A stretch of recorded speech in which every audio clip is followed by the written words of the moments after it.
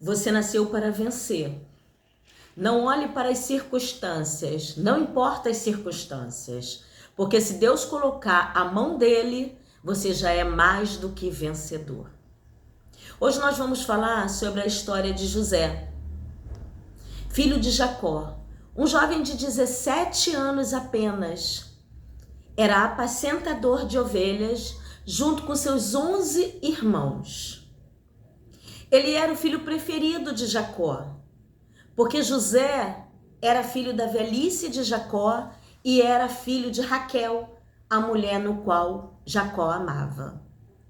José não era o primogênito. Naquela época, o primogênito era aquele que tinha de tudo, do melhor, entendeu? Era o que tinha regalias, era o que tinha promessas na vida dele. Mas José não era o primogênito. José tinha apenas 17 anos. Ele era dos mais novos. Tinha ele e tinha o mais novo, que era o Benjamim. Certa vez José teve um sonho. Ele sonhou que estava no campo atando feixes. E ele contou para os seus 11 irmãos que o feixe dele ficava de pé e os outros 11 feixes se curvavam sobre o feixe deles. Os irmãos dele ficaram muito chateados, porque os irmãos de José já tinham muito ciúme dele, porque ele era o preferido de Jacó. Naquela época já existia a inveja, olha como que a inveja é antiga, né? E um dos irmãos dele falou: ué, por um acaso nós vamos nos dobrar a você? E passou. E José teve um outro sonho. José sonhou que o sol, a lua e 11 estrelas se dobravam a ele. E o pai de José, Jacó, virou para ele e falou: ué, por um acaso, eu e sua mãe, que seriam representados pelo sol e pela lua, né? E seus 11 irmãos, que seriam as estrelas, nos dobraríamos a você? E José ficou quieto. José era um dos menores, mas não importa se você é o menor na sua casa, se você é o menor na sua família, se você é o menor na sua igreja, se você é o menor na sua parentela, no seu trabalho.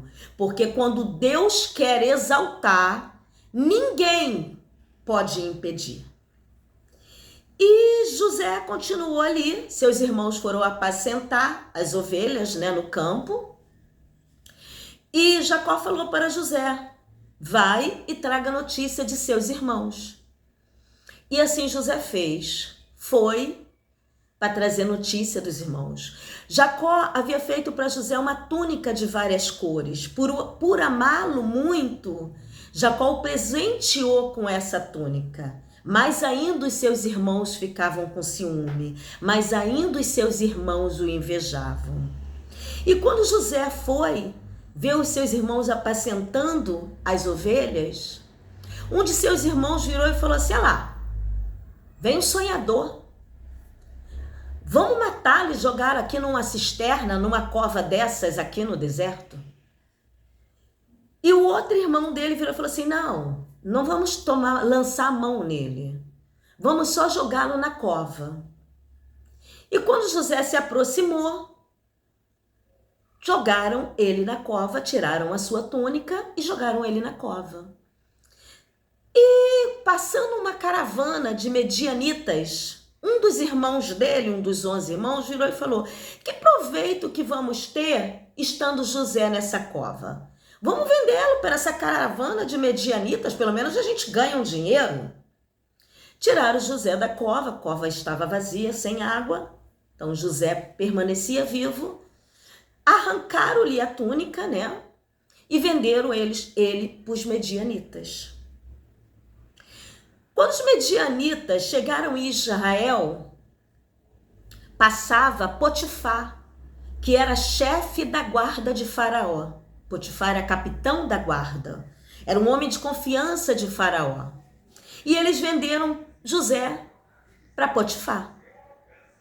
Os irmãos de José mataram, né, um animal e sujaram a túnica dele de sangue e levaram até o seu pai Jacó e falaram: vede, não é do seu filho José?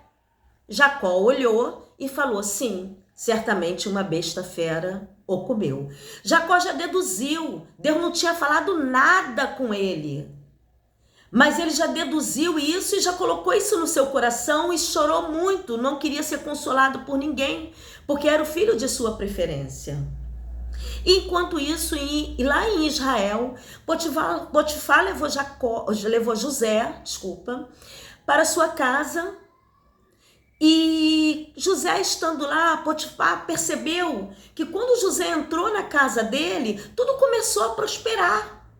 Tudo na vida de Potifar começou a prosperar. Então Potifar viu que Deus era com José e colocou José para comandar toda a sua casa. Só não poderia tocar em sua esposa.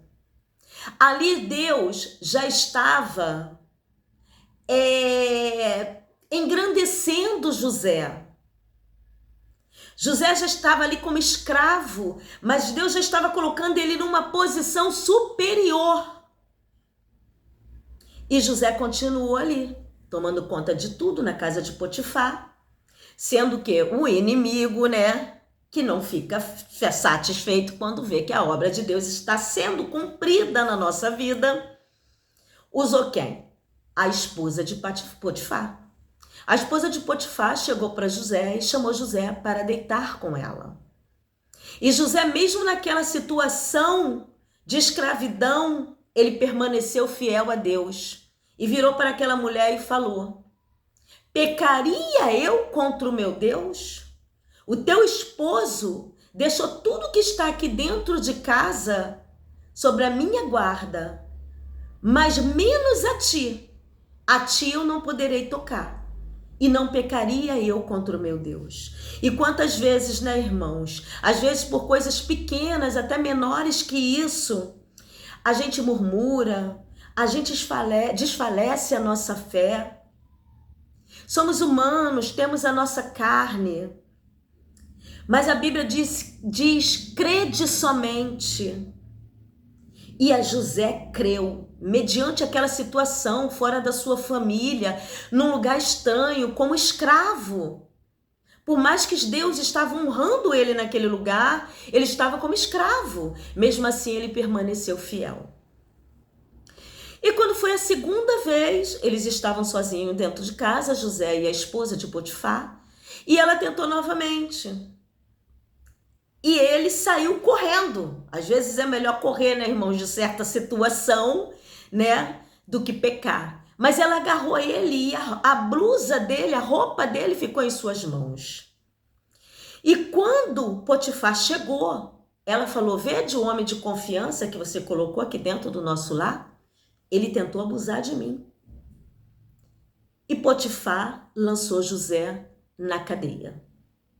José foi lançado na cadeia, mas já era um plano de Deus. Eu falo para você hoje, não olhe para as circunstâncias, porque Deus age nas circunstâncias para te levar àquele local de honra, aquele local que ele vai te honrar. E José foi para a cadeia. E chegando na cadeia, o carcereiro achou graça em José. Ou seja, independente das circunstâncias, não importava a circunstância que José estava, Deus exaltava José. E o carcereiro colocou ele guardando todos os outros presos. E José ali ficou. E tinha um copeiro e tinha um padeiro que trabalhavam para Potifar, que era o rei de Israel, que estavam presos ali.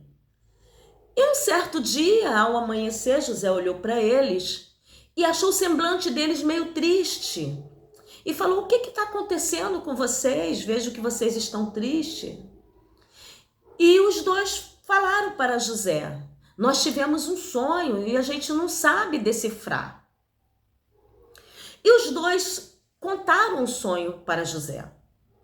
E para o copeiro, José virou e falou: daqui a 3 dias Faraó vai te restituir a teu cargo de copeiro. Você voltará a colocar o copo na mão de Faraó. E quando o padeiro contou o seu sonho para José, José virou e falou: o teu sonho significa também 3 dias. Daqui a 3 dias, Faraó te matará e as aves do céu comerão as tuas carnes. E virou ainda para o copeiro e falou para o copeiro: quando você for restituído ao teu cargo, lembre-se de mim. Lembra de mim, fala de mim para Faraó, que nada tenho feito para estar aqui nessa situação. E assim aconteceu. Dentro de 3 dias, o copeiro foi restituído ao seu cargo e o padeiro foi morto. Só que o copeiro, ele não lembrou de José, mas já era plano de Deus. Porque se o copeiro tivesse lembrado de José ali naquele momento, de repente, assim eu creio, José, o máximo que ele poderia ser seria o padeiro, que havia sido morto por Faraó. Então o copeiro não se lembrou. E quando foi um certo dia, Faraó teve um sonho que existiam 7 vacas gordas e vinham 7 vacas magras e engoliam as 7 vacas gordas. E depois ele sonhou novamente que tinham 7 espigas bonitas, cheias, e vinham 7 espigas magras e destruíam aquelas espigas cheias. E Faraó não sabia identificar esse sonho. Ele queria saber qual o significado daquele sonho. E chamou vários intérpretes de sonho, vários adivinhadores, e ninguém sabia decifrar o sonho de Faraó. E nesse momento, o copeiro se lembrou de José. E virou para Faraó e falou: lembrei, lá na prisão tem um homem chamado José, que ele interpreta sonhos. Ele interpretou o meu sonho e o do padeiro. E como ele interpretou, assim aconteceu. E Faraó pegou e mandou chamar José. E José veio até a presença de Faraó e interpretou o sonho de Faraó. E disse para Faraó: as 7 vacas gordas e as 7 espigas bonitas significam a mesma coisa. 7 anos de fartura em toda a terra. Muita fartura. E depois virá os 7 anos das vacas magras e das espigas secas. Haverá fome em toda a terra. Eu aconselho o rei, nesses 7 anos, colocar um homem de frente para poder armazenar de tudo quanto tiver no Egito, de tudo que for produzido no Egito, armazenar para que nesses 7 outros anos de fome, o Egito tenha o que comer e o que vender, porque haverá fome em toda a terra. Faraó olhou para ele e virou e falou assim: há outro homem além de ti mais sábio e inteligente para ocupar esse cargo? Pois digo que a partir de hoje você é governador do Egito e acima de você somente eu no trono. Olha Deus exaltando aí, gente. Olha Deus provendo aí. Olha Deus cumprindo o sonho que José teve lá atrás, nos seus 17 anos, que os seus irmãos duvidaram, que seus pais duvidaram, que os seus irmãos invejaram. Faraó vestiu ele de linho puro. Faraó colocou um anel de ouro no dedo de José. Irmãos, José se tornou absoluto abaixo de Faraó. E teve os 7 anos de fartura e logo depois veio os 7 anos de fome em toda a terra. Só Israel tinha o que comer. Israel tinha tanto que comer como tinha para vender. Ou seja, Israel ainda foi enriquecendo, porque aonde o homem de Deus coloca a mão, Deus provê, Deus dá abundância, Deus dá cura, Deus dá fartura, Deus dá prosperidade, e não há quem possa impedir. Não tem primogênito, não tem rei, não tem capitão da guarda que possa impedir o agir de Deus na tua vida. E os irmãos de José, junto com seu pai, começaram a ter falta de alimento, e Jacó falou para os seus filhos: vá até Israel e compre alimentos para a gente. E eles foram. Chegando lá, quem estava vendendo os alimentos? José, mas eles não reconheceram José. José estava muito diferente, José estava com ouro, estava vestindo linho puro, entendeu? Eles não reconheceram José e já havia passado anos. Mas José reconheceu eles. José entrou em um quarto e chorou muito. E o que acontece? Deus não honrou José? Os seus irmãos não estavam se curvando diante dele? Sim, seus irmãos estavam ali para comprar. E José era o absoluto que vendia. Mas nem por isso José tripudiou, humilhou seus irmãos. Não. José vendeu para os seus irmãos e ainda colocou o dinheiro dentro de cada saca de mantimento. E resumindo um pouco a história, meus irmãos, José se revelou para os seus irmãos, tranquilizou seus irmãos, porque eles temeram quando souberam que José era o governador. Tranquilizou e falou para eles: Deus transformou a maldição em bênção. E é assim que Deus faz. Deus transforma a maldição em bênção, irmãos. José ainda deu um terreno na terra de Gósen para eles, os 11 irmãos com o pai, morar, para ser provido de tudo, porque Faraó, quando soube que o pai e os irmãos dele estiveram lá, Faraó se alegrou e Faraó quis ajudar e os abençoou também. Não importa quem Deus vai usar para te abençoar, irmão. Às vezes vai vir daquela pessoa que você menos espera. Aí eu falo para vocês, os irmãos de José o invejaram. Eles andavam com José, mas eles não amavam José. Eles tinham inveja por causa do amor que Jacó tinha por ele. Porque José era filho da mulher amada de Jacó, era filho de Raquel. Jacó tinha duas mulheres e duas concubinas, né? Porque naquele tempo era permitido. Hoje em dia é pecado, tá? É bigamia. E José era o filho preferido, porque era o filho da velhice e era o filho da mulher amada. Ele junto com o mais novinho, que era o Benjamim.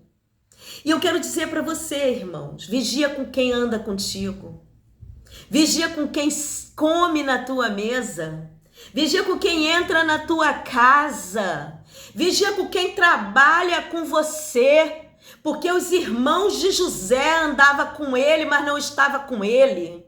Às vezes a pessoa anda do teu lado, mas não está contigo. Senta na mesa com você, mas só está esperando a tua queda. E muitas das vezes, irmãos, eu ainda vou mais além. Dorme contigo, mas não está com você. Chega a me arrepiar. Dorme contigo, acorda contigo, come na tua mesa, mas não tá com você, tá ali do teu lado esperando a tua queda. Então vigia, peça discernimento a Deus, porque Deus dá. E eu falo para você, Deus transforma a maldição em bênção. Deus abre porta onde não tem porta. Ainda que a vitória, a promessa de Deus esteja demorando, creia somente. Irmãos, não olhe para as circunstâncias não, irmãos. Não olhe para as circunstâncias. Porque Deus é um Deus que muda cativeiro.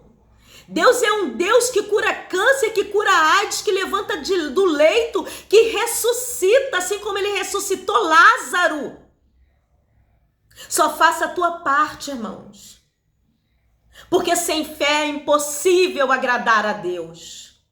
Então não deixa se abater pelas circunstâncias, não deixa se abater pelos problemas da vida, porque a palavra de Deus diz: no mundo tereis aflições, mas tende bom ânimo, pois eu venci o mundo.